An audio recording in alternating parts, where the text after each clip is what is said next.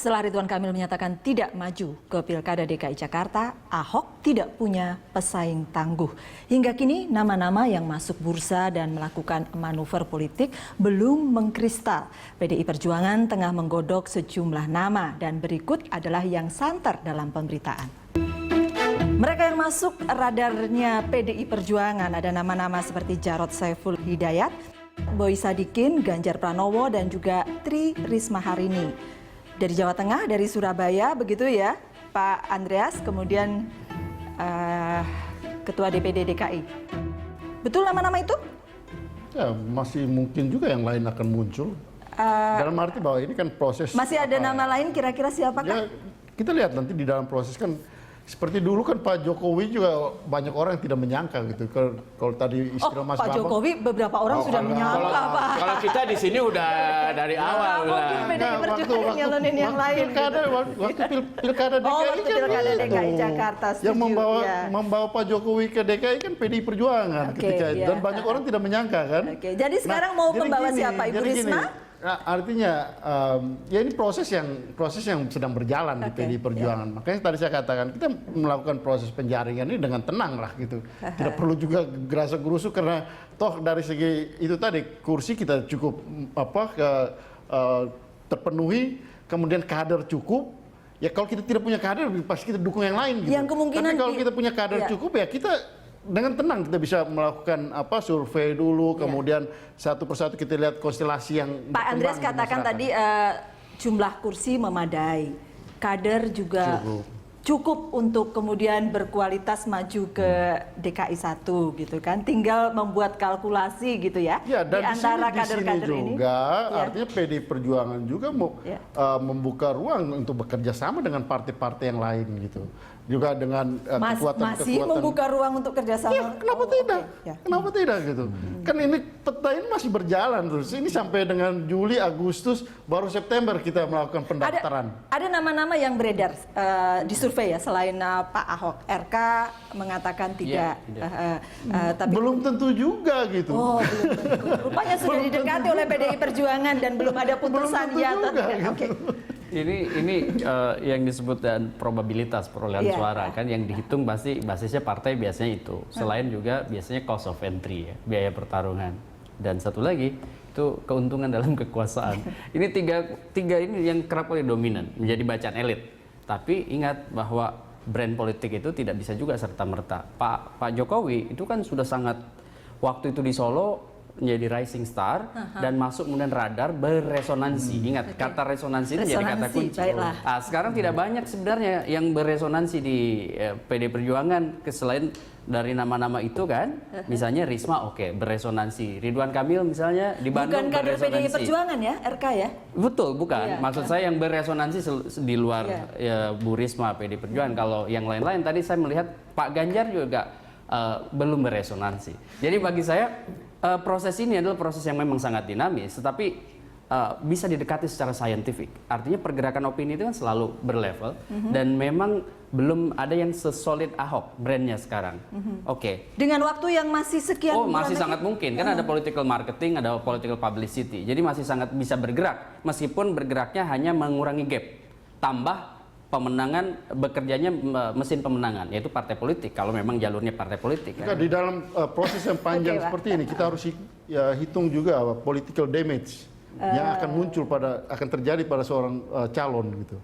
Karena bisa terjadi di tengah jalan ada kasus yang menyangkut orang ini gitu. Jadi itu bisa merombak banyak mencalonkan terlalu cepat masih ada kemungkinan ada kasus. Mencalonkan terlalu lambat kemungkinan untuk mengambil suara juga ada masalah, Mas Bam. Kalau saya lihat sih sebenarnya PDIP itu mungkin ya kalau dia punya Risma, Ganjar, kalau saya jadi orang PDIP yang saya pikirkan serius itu yang bisa mengalahkan Ahok ada potensi lah bisa mungkin Risma.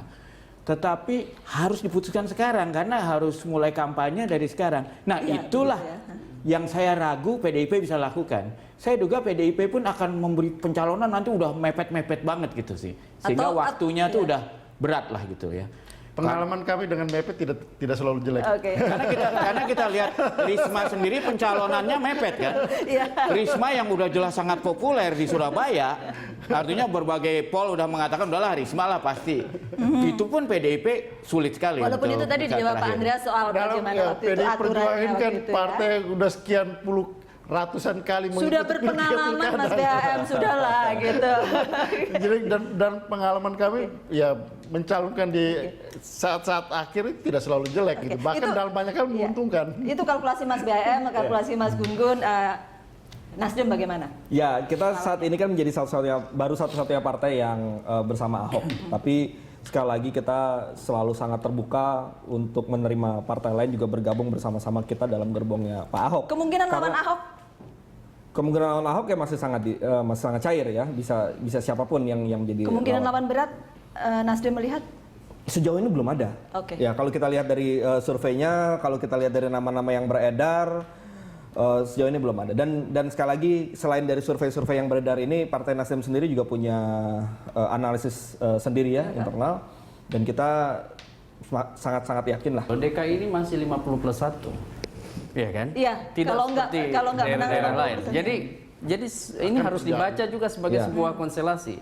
Misalnya di pertama ini bisa saja beberapa kandidat, tapi nanti kalau tidak nyampe 50+1, Akan kalau ada data ronde survei kedua. misalnya 43%, itu kan harus putaran kedua. putaran Dan kedua. itu pasti konsolidatif seperti Voke versus Jokowi Ahok. Gitu. Dan itu akan makin seru lagi. Kita masih panjang mesti kita lihat. Kita hampir sampai di bagian akhir. Saya boleh dapat closing statementnya dari PDI Perjuangan Ya, untuk DKI 1. jadi PDI Perjuangan ya kita tetap di dalam koridor bagaimana menjaga proses rekrutmen ini secara pelembagaan politik, karena kita juga bukan hanya sekedar menjadikan orang menjadi gubernur, tapi juga melakukan proses edukasi politik dan konsolidasi politik. Nah, sehingga ya ke depan siapapun yang diusung oleh PDI Perjuangan, ya dia juga kita kawal di dalam proses pemerintahan 5 tahun ke depan. Gitu. Jadi bukan hanya sekedar ini angkat orang untuk dijadikan gitu, tapi Baik. bagaimana mengawal di dalam proses pemerintahan. Oke, Mas Ya, Taufik. Partai Nasdem sudah memilih untuk berkoalisi dengan rakyat. Ya. Kita sudah tahu resikonya seperti itu, tapi juga kita tetap mengajak pihak-pihak lain, partai-partai politik lain untuk bersama-sama dengan kita, termasuk juga mungkin PDI Perjuangan. Ya, saat ini Jakarta membutuhkan sosok seperti Ahok. Ya, kalau misalnya kita sama-sama mendukung sosok yang menjadi harapan masyarakat untuk menjadikan Jakarta lebih baik, ya kenapa tidak? Biar kita benar-benar harapan-harapan yang ada saat ini bisa terpenuhi melalui Pilkada 2017 nanti. Bagaimanapun Nasdem sudah memutuskan untuk mendukung Ahok soalnya. Ya. Mas. Kalau bagi saya yang menarik adalah DKI ini kan barometer, Ya. display politik nasional yang paling menarik.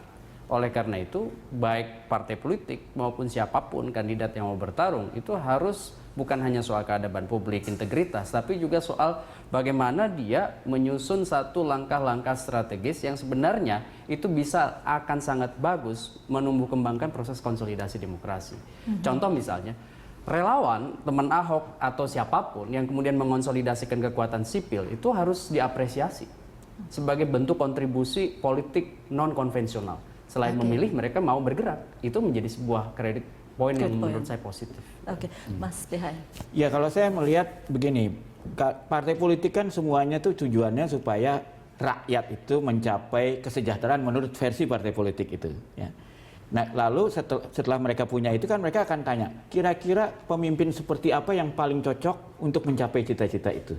Nah, ini sekarang berpulang pada semua elit dari partai-partai di Jakarta ini. Apakah misalnya kalau buat PDIP Ahok itu sesuai nawacita nggak sih? Atau ada calon lain yang lebih cocok? Kemungkinan menangnya bagaimana? Maka di ujung akhirnya memang harus membuat mana yang paling searah dengan ideologi partai, harus melepaskan ego-ego personal gitu ya. Kalau sesuai dengan cita-cita partai politik. Dan kemudian kita juga harus lihat ini fenomena baru tentang yang terjadi juga di belahan lain di dunia. Banyak kekecewaan terhadap partai politik. Nah, ini kesempatan apakah partai politiknya akan melakukan perenungan dan mengubah dirinya supaya lebih selaras dengan rakyat, atau bertahan dengan sistem lamanya dan menjadi korban dari perubahan zaman. Oke. Itu aja sebenarnya. Iya. Tampaknya memang Jakarta ini akan jadi betul-betul akan mendapat perhatian pada Pilkada serentak 2017 ya. Kita masih panjang jalan ke Februari 2017, masih banyak yang akan terjadi. Kemungkinan yang banyak sekali untuk terjadi sampai ke Februari 2017. Itulah The Headlines kali ini, dan terima kasih Anda telah bersama kami. Bapak-bapak juga terima kasih sudah hadir di The Headlines. Sampai jumpa.